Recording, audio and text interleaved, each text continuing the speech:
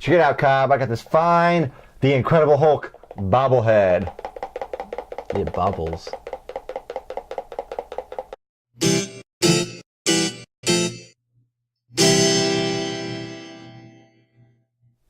Hola, Geek fans. Welcome back. It's that time again. It's 4:30. It's Friday, and we're shooting at the luxurious Goodrich Studios International, and this is Geeks at the Movies. My name is Shane Goodrich. I'll be your host this evening, and joining me, as always, is our illustrious lead writer, the Mr. Jacob Desitels. What's going on, guys? We got plenty of news to talk about, specifically Star Wars news. Ooh, the Jacob likes talking about the Star Wars. He very much likes talking about it. So let's just get right to it with item number one of the Geek News.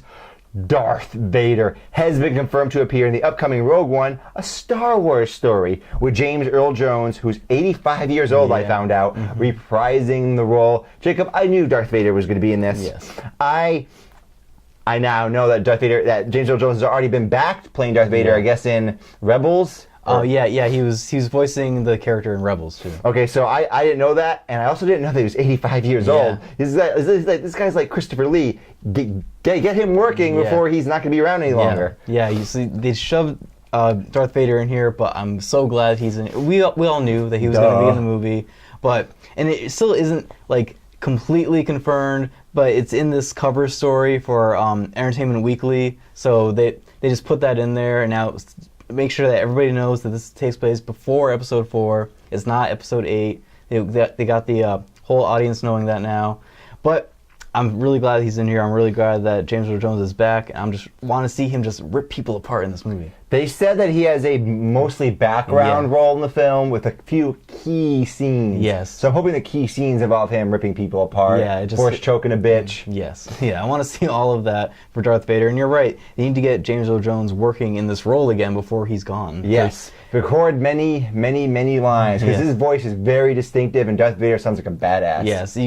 They've gotten other people to voice him in like video games and stuff. You can tell that it's just like something slightly off, and it's not him. I mean, the thing with James Earl Jones is he's not just a guy with a cool voice, he's also a classically trained actor, like Shakespearean actor. So he has certain gravitas to the role, where it's like not just some dude doing a voice, it's a guy who's a true actor doing the voice. Yeah. You know, so I want to see James Earl Jones in this role, and I want to see Darth Vader. That makes me much more excited about the movie, which until I knew Darth Vader was going to be in there. But before that, I was like, this is somewhat disconnected to me, because there's all these characters, and I don't know any of them before.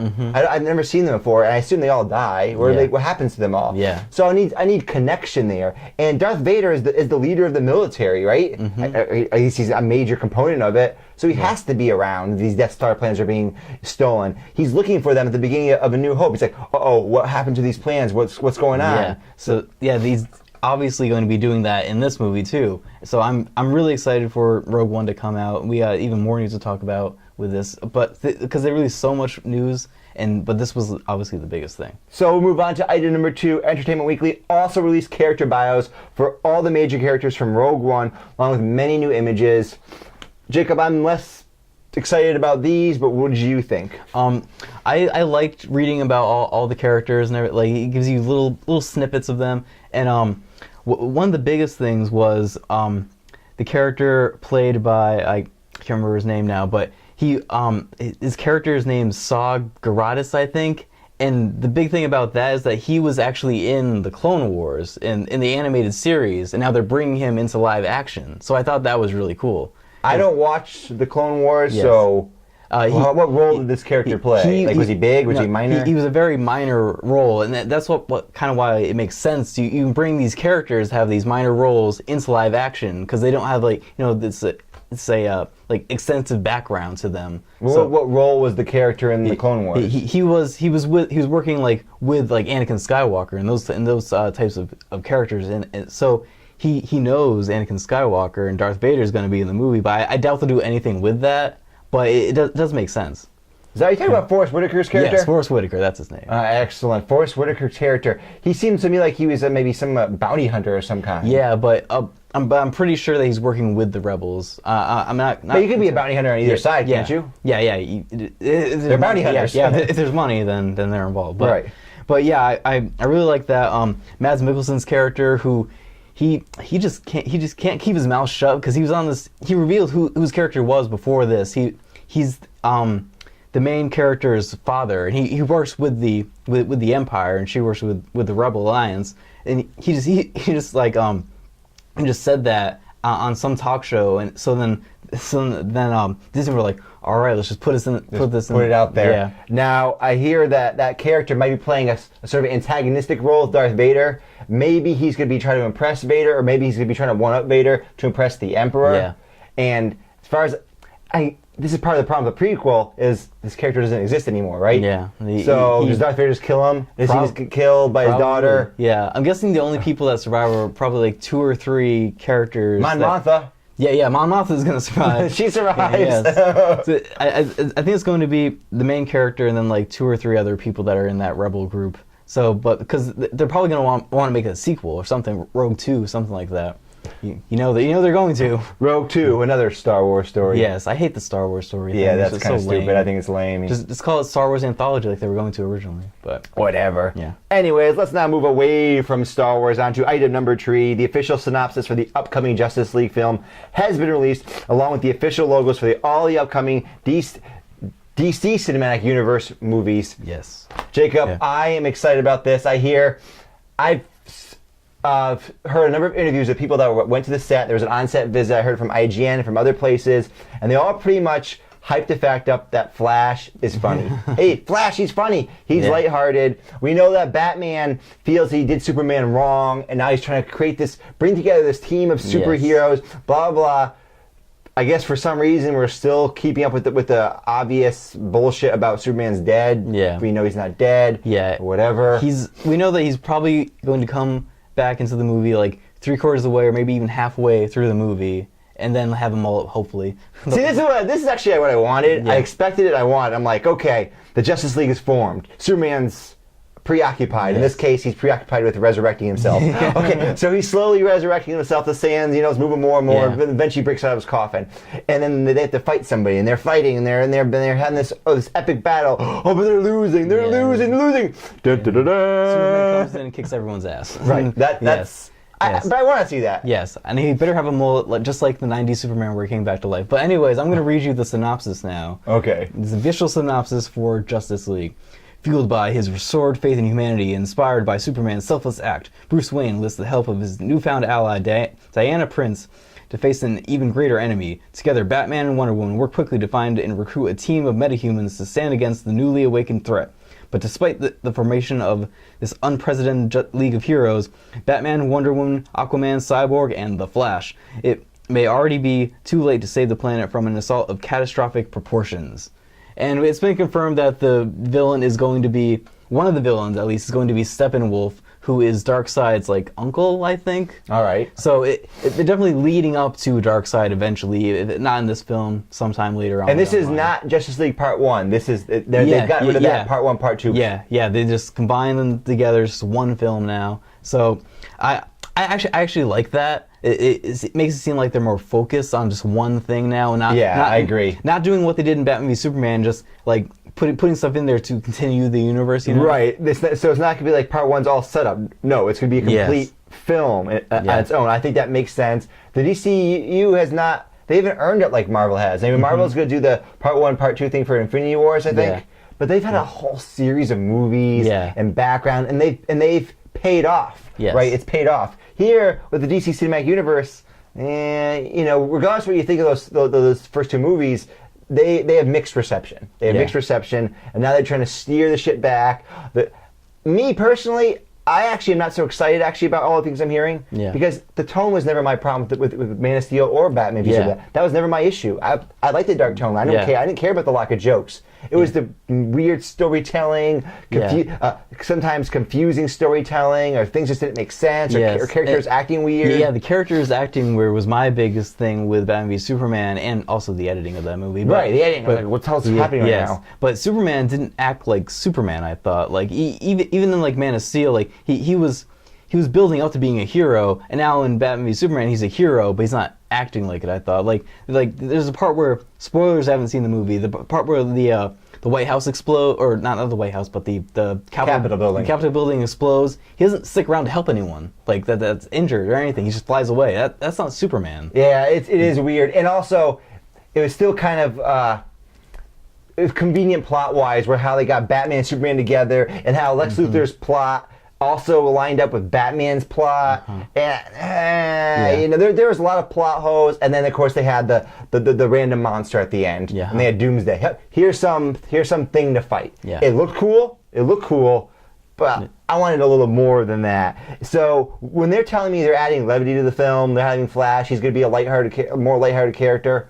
All right, whatever. I didn't care about that in the first place. Yeah, the only thing, I just like that because, you know, that's the character of the Flash. That makes sense. That does make sense. Yeah, so at least they're not messing up the character, or so it seems so far. But so I like that much about it. But hopefully, when Superman comes back to life, he'll be more of the hero type that we know Superman is. That's what I want to see from that. Well, I mean, I want to say he sacrificed himself, but then Zack Snyder completely undermined the sacrifice by showing that he didn't die. Yeah. That's the whole weird thing about this, how Superman's gone, but everyone knows he's not gone. I mean, even if they didn't have that scene at the end, again, spoiler, but you should already know this, even if they had that scene again at Batman v Superman where they show the dirt moving, even if they didn't have that, we would know Superman's not really dead. Yeah. He's going to come back. But by having that scene, it's like, it just slaps you in the face with it. It's like, hey, he's still around. Don't worry. Your favorite man in blue is still around.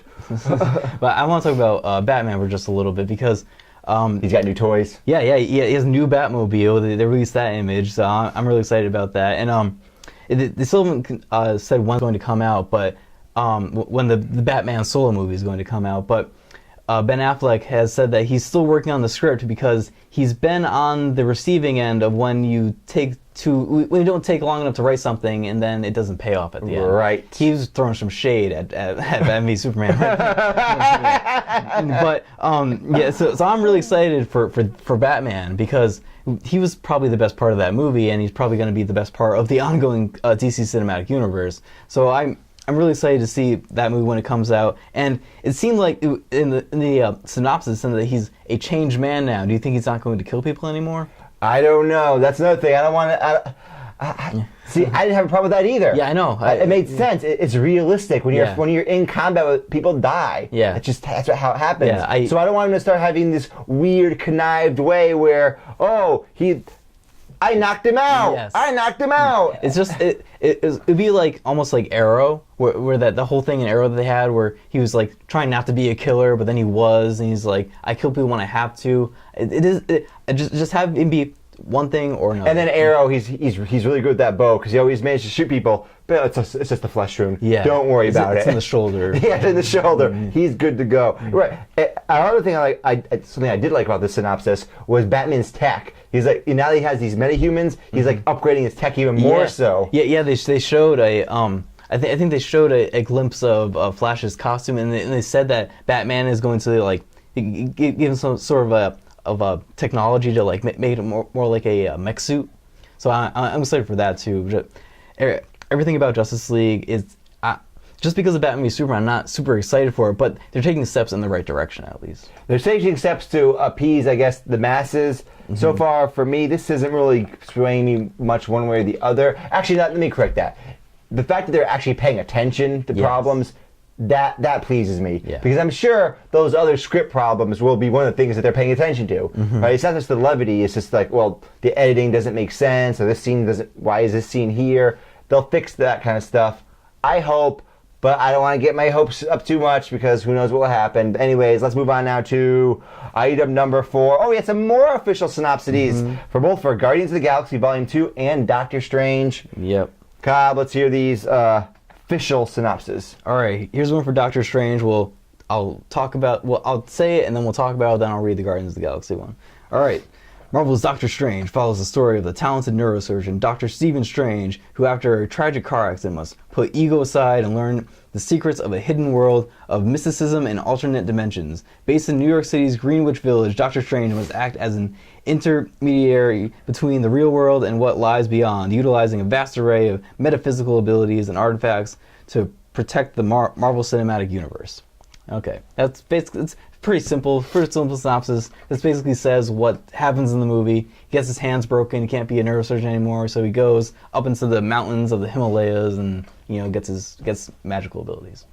And he's protecting the MCU because yes. someone's got to. Someone's got to protect the MCU. Yeah. Kevin Feige can't do it all by himself. We don't have a whole team of Avengers already to do that, but but I'm excited for Doctor Strange. The trailer, it was basically just a bunch of really cool images. You were a bunch of this. Yes, and some really twisty, twirly things. Yeah, but upside down. Yes, but I liked it. It looked cool. I don't really know that much.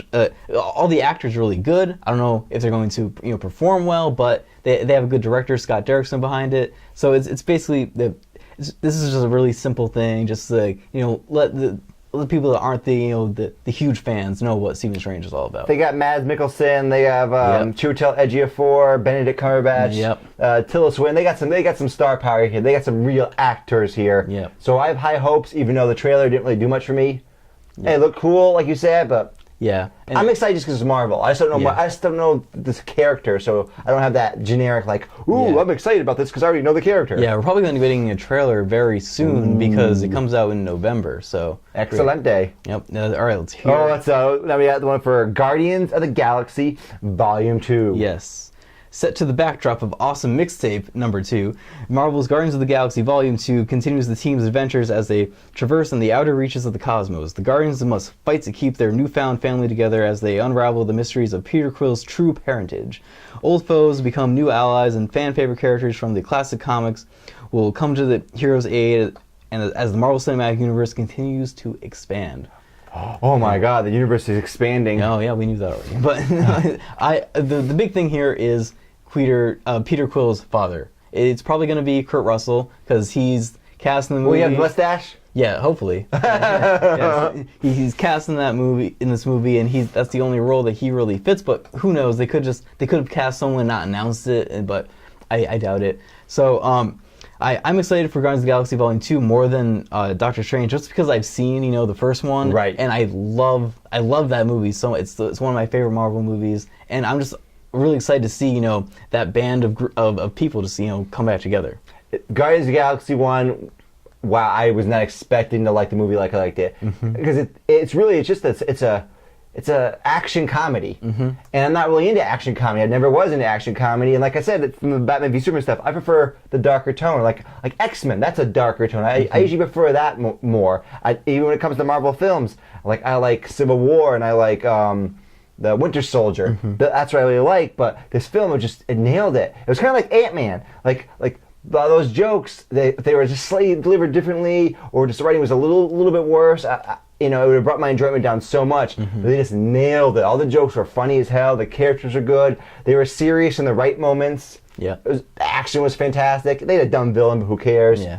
That's the Marvel Cinematic Universe staple, right? Yeah, it's a trademark. That's how they do things. Yes, and they're probably going to have a horrible villain in Guardians of the Galaxy. Yeah, almost certainly. I can't. Yes, but they're going to have some awesome jokes. I mean, it's going to be an adventure. That's what I like about the Guardians of the Galaxy. It's a adventure. Yeah, it truly is an adventure.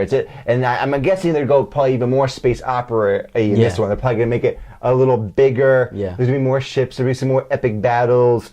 Hopefully, Kurt Russell will have the mustache. Yes. He probably won't, but he looks so good with that giant mustache. Yeah. I love it. He's had it in 2 films now. So I know, it's epic. Yeah, continue it. He's had it more than 2 films. He's had at least 3. Yeah, 3. Because I think he was in Tombstone, another Western he was in in the early 90s, where he had that kind of mustache.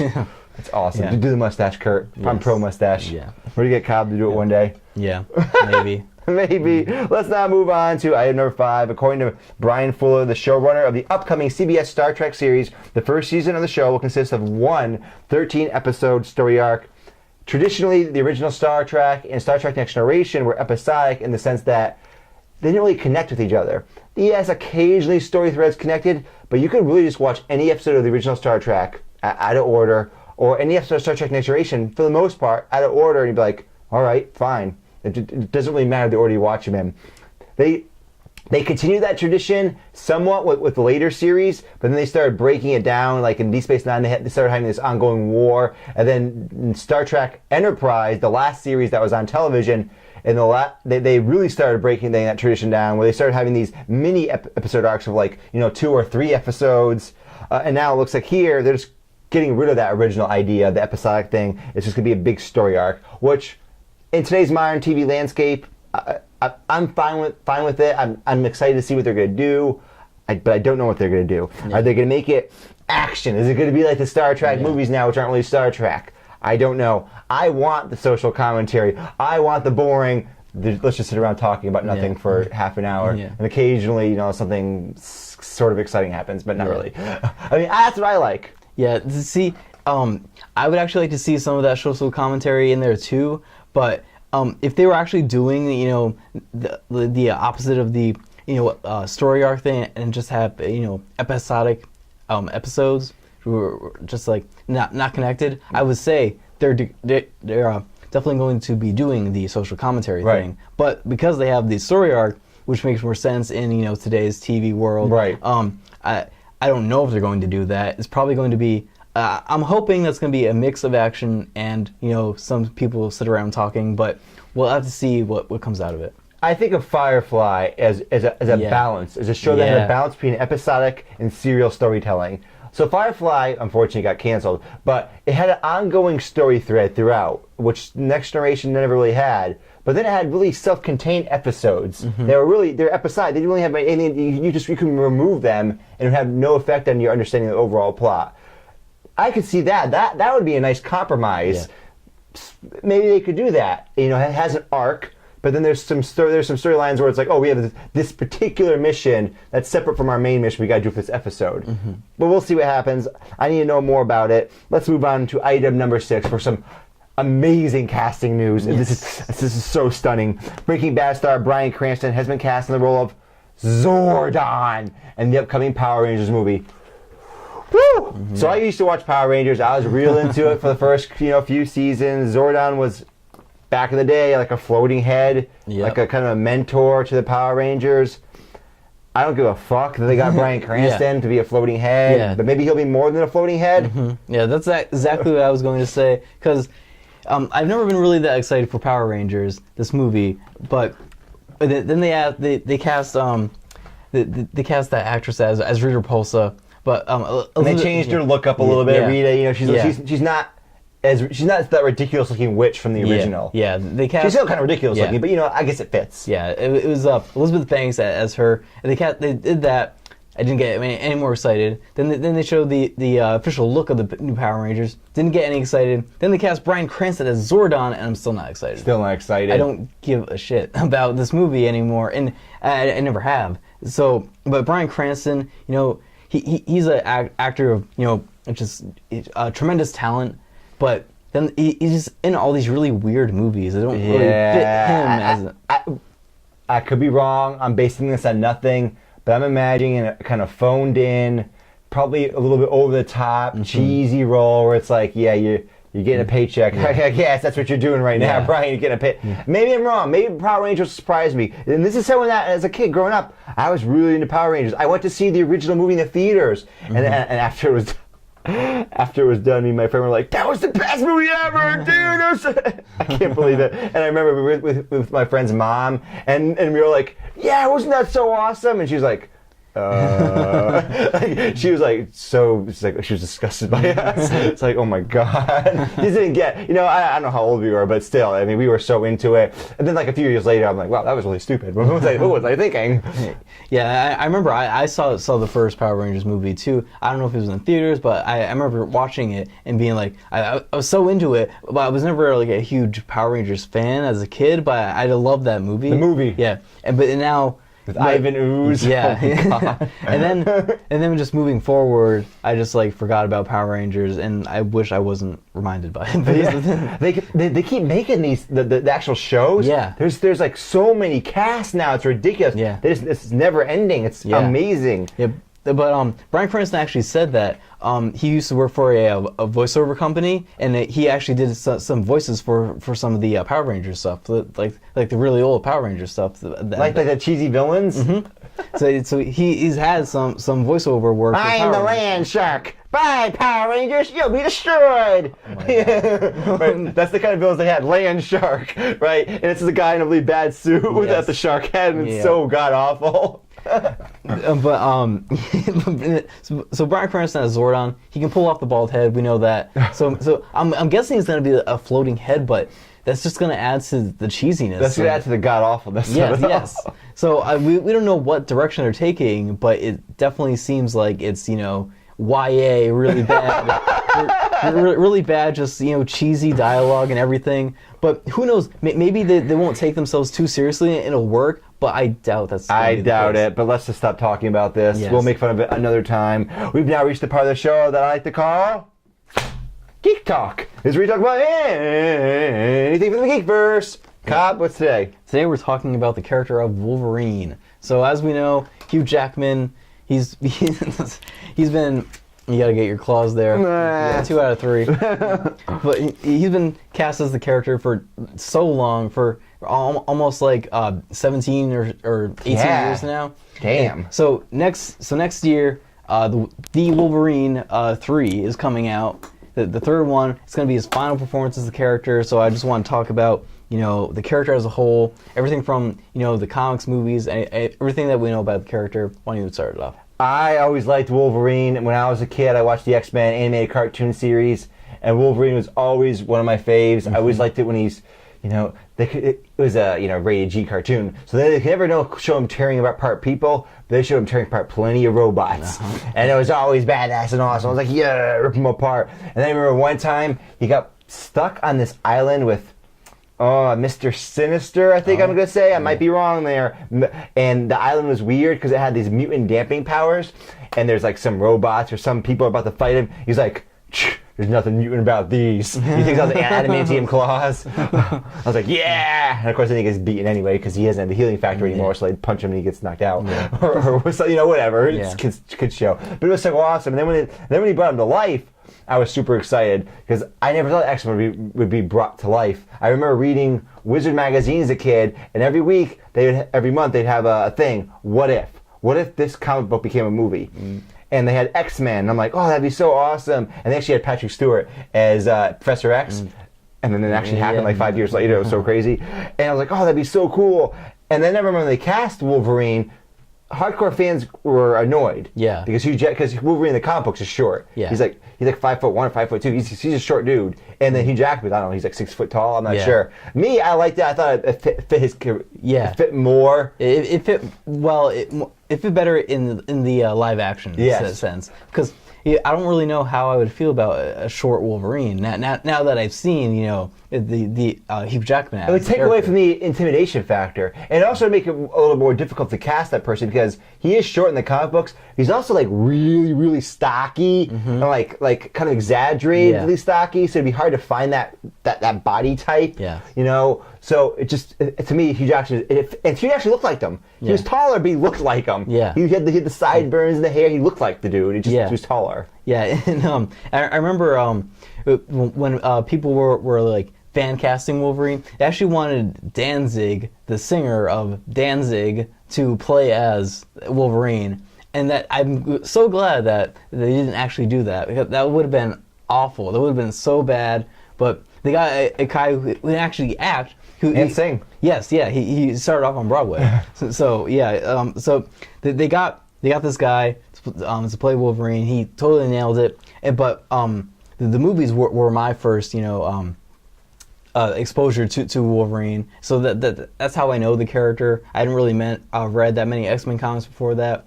But I thought that he was awesome in the movies. And the only thing is that now he's like such a big staple to the X-Men franchise. They had to have him in like every single movie, and it's kind of I don't really like that. Like I want some X-Men movies that don't have Wolverine. They gotta sell the merchandise, dude. I know they do. Wolverine is the most popular character. People are attached to him. One thing I'll also say, Hugh Jackman's defense of he really embraced the role because you see the first movie he's in, he worked out a little bit. But like he really dove all in. He's crazy how ripped he gets in the following movies. I mean, he's really trying to take the role seriously and like be believable as Wolverine's like, look, I really can fight. I can do that. Look at me. Yeah. And I was really impressed. And also, his powers in the movies are really, I find it really inconsistent. Because like in the second X-Men movie, he gets shot once. And he goes down for like a minute, and then his powers kick in. He heals himself. But then in the most recent movie, he's got machine guns blasting him over and over again. He's like, "Yep, I got no problems here." I know. Like, I think the whole thing with that, like, it was in his head, but still, like, it is still very inconsistent. But it's the same way in the comic books. I've been told. Yes. Like sometimes his powers are ridiculous. Like he can be ripped apart and he heals. And other times they're not so ridiculous. Yeah. It's how they write the character. yeah, it's like I remember there was one time in the comics where Magneto rips out his skeleton and then he heals himself. Yep. So like that whole thing is a little ridiculous, but I am excited for the last Wolverine movie. I remember Hugh Jackman said that he just wanted the movie to just be him gardening and things like that, because he doesn't like it's very hard to keep up the body type that he keeps for Yes. this. Like, and he's been keeping it for almost like 18 years now. It's insane. So he's definitely gonna be taking a break, I'm sure, after the Wolverine. But I'm hoping that he gives it his all, because he always has in the other films. It's pretty much the filmmakers that have done him wrong. Yes, they've done him wrong. He hasn't done them wrong. He's always. I never felt like he was phoning it in. He always bought into the role. He played Wolverine well. But sometimes the writers and the directors, and they didn't know what they were doing. Yeah, we're talking about origins there, and a little bit of the Wolverine too. But I'm really excited for that. He definitely looks like Old Man Logan in the new movie. Patrick Stewart looks like Old Man Professor X too. But so I'm really excited for that, and Wolverine always has been my favorite X-Men, I think. But I just get a little annoyed with that he's in every single one. But I don't have that much of a problem with it. I'm fine with it. You know, he's the most popular character. You guys shove him in there. I kind of expect that. Movies, they're entertainment. They're there to make money. They're not just like an art vehicle. So sometimes you just have to accept these kind of things, especially for these really big budget movies. These movies, they can cost like $200 million. Then the advertising budget, it's crazy. Wolverine's a great character. I hope they do him right in the third movie. Please don't screw it up again, please. Yeah, it's Hugh Jackman's last performance. Do it, and it might be Patrick Stewart's last time as Professor X. Yeah. So do it right. That'd be awesome. Thank you. Appreciate it.